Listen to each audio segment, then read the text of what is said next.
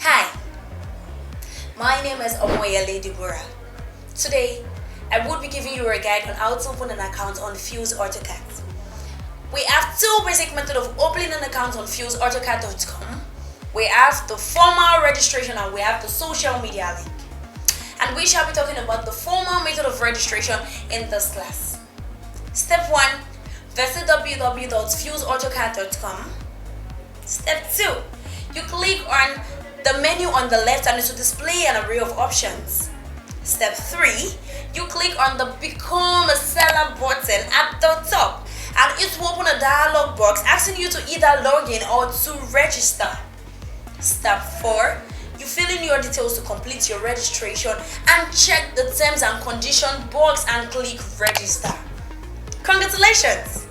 Your account has been created. All you need to do is to check your email for email verification. There you have it. You have just become a seller on FuseAutoCAD.com. You can now upload your product and sell without stress. Join me in my next class as I will be talking about how to set up your vendor page on FuseAutoCAD.com. Bye.